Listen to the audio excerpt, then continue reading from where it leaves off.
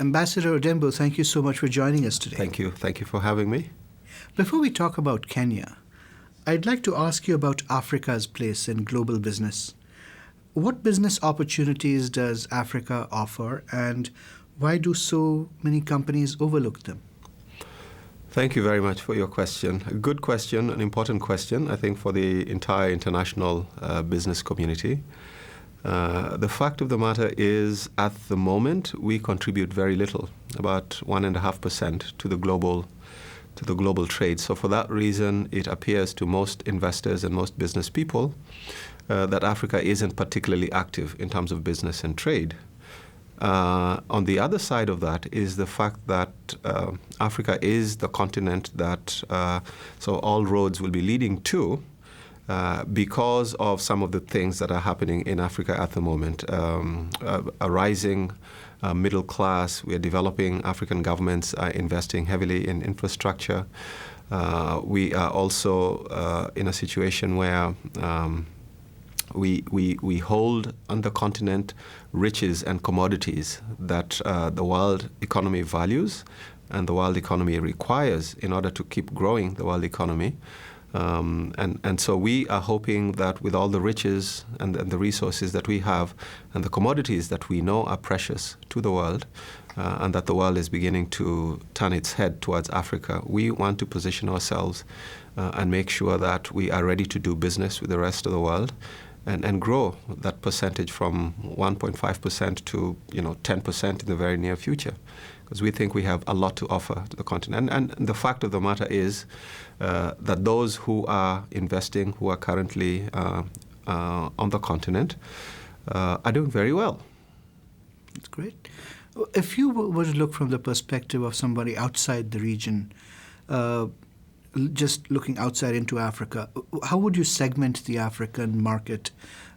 What are the regions that are most promising in terms of investment?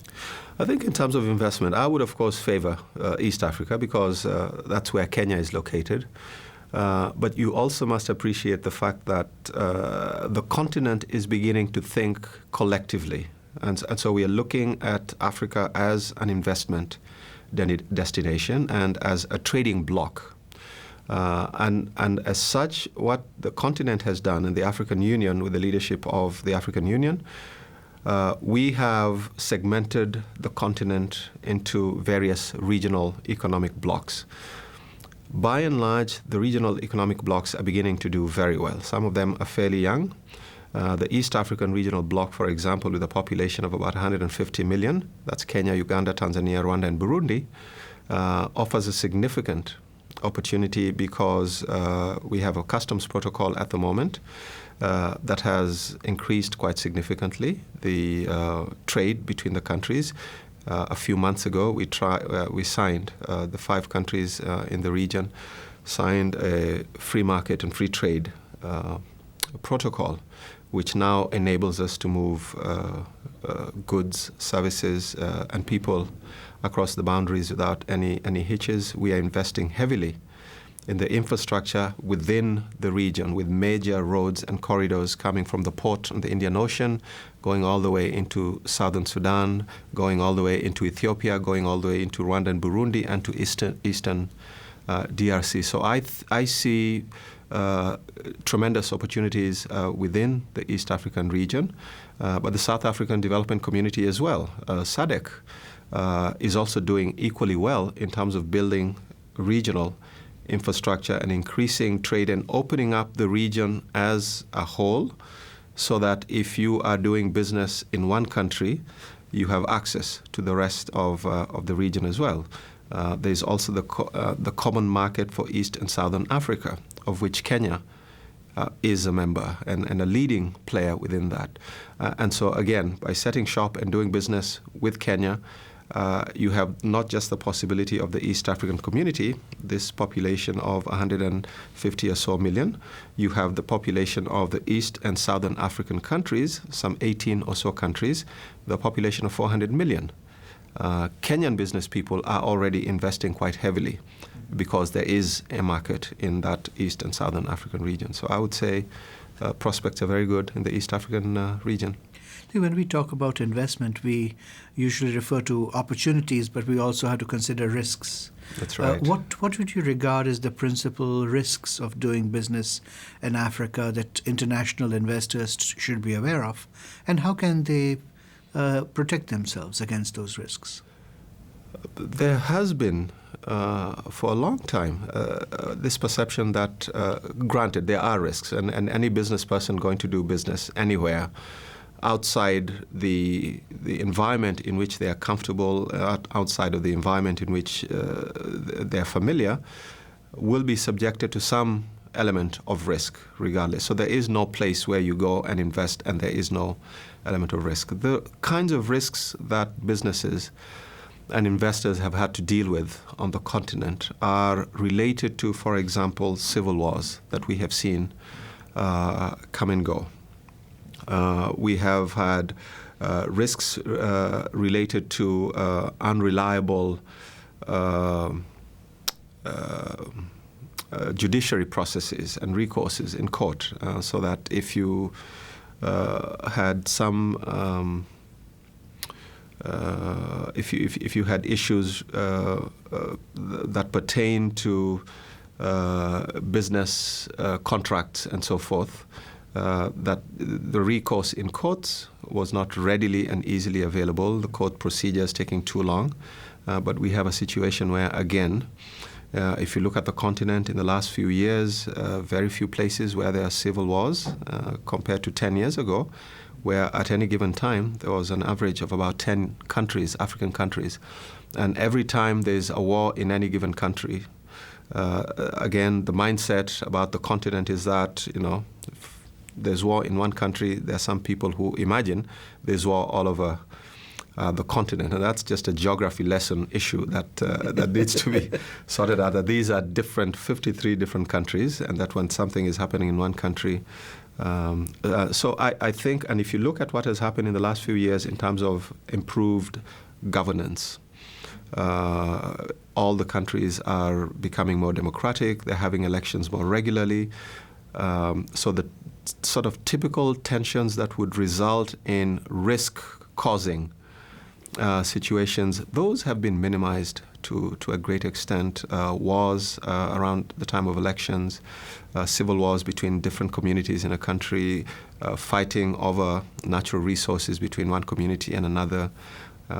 I think, by and large, we've overcome to a great extent those kinds of challenges, and the continent is looking ahead to just being a continent where there's a certain amount of predictability, because that was the other risk. Business people like to know that there's a certain amount of predictability in different ways.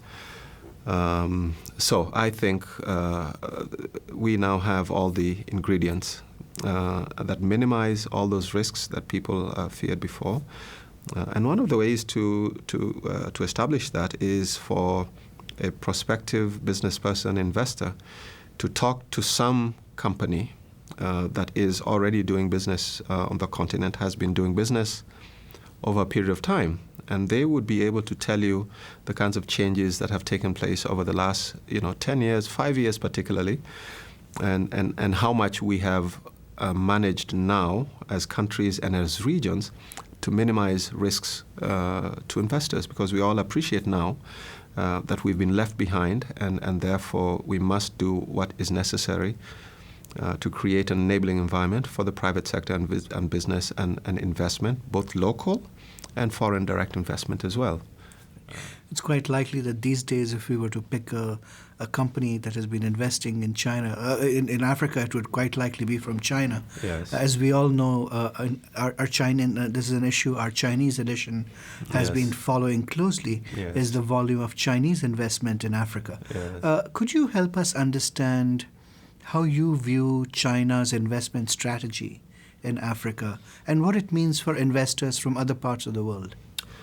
Good question. I don't know if I can talk too much to the Chinese investment strategy, because I'm not privy to the Chinese investment strategy. But at least as it appears to you. From my observation, from what I see, in the last few years, the Chinese, when they first came into the continent, noticeably about 10 years ago, a lot of African countries were very uneasy with the nature and the manner in which they were coming in and setting up businesses and the types of investments that we're making. I think the Chinese have become much more sophisticated in the last 10 years, and I believe that they now actually do have a strategy. Again, I do not have it. I don't know if they'll make it available to anybody. But the fact of the matter is there appears to be some strategy, and it evolves around what they have studied the continent extremely well. They know what the demographics are. There is a rising middle class on the continent. There's a very dynamic young population. The continent is becoming increasingly urbanized, and therefore there is a market and purchasing power on the continent. So that's one. So I think one part of the Chinese strategy is based on the fact that they are reading Africa very well in terms of where we are now and where we are likely to go to in the next few years. The second element of it is that the Chinese also appreciate the riches that the continent has. Most other countries have known the kinds of riches that exist there. Some foreign countries, northern countries, North America, Europe, have tended to extract from the continent those commodities and those valuable minerals, metals that they needed in order to grow and develop their industries. The Chinese, I think, have figured out that over the next 10 or so years, some of the most valuable commodities that the global economy requires are on the continent. So I think the Chinese are positioning themselves and looking to do business with African countries. The Chinese have figured out that in another 10 years, the continent will have a population of 1 billion people. That's a very sizable market. That's a sizable market for selling your products, sizable market for setting up and not to mention the human resource capability that exists there for producing goods that you might want to import into your own country. So again, I'm not sure what the strategy is, but I can look and imagine that there are things that they're seeing there that obviously are going to put them in a very good position in terms of who will benefit. And what implications do you think this will have for investors from other parts of the world? It's a challenge. I mean, investors are going to have to compete with somebody who already has a foot in the door, an investor who is investing heavily in developing infrastructure, which is where African governments will tell you that's where the greatest need has been. Infrastructure. And if that's where the Chinese are putting the emphasis, and a good part of this infrastructure is about opening up the continent.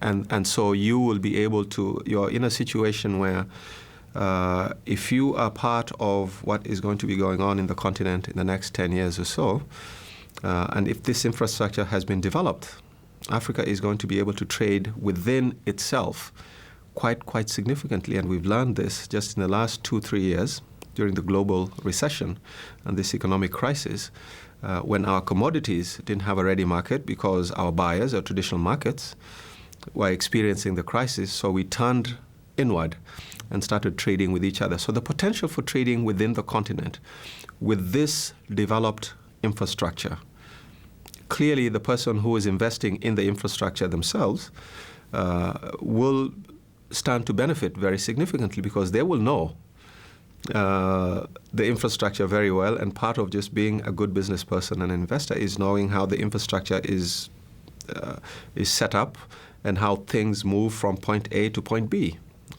So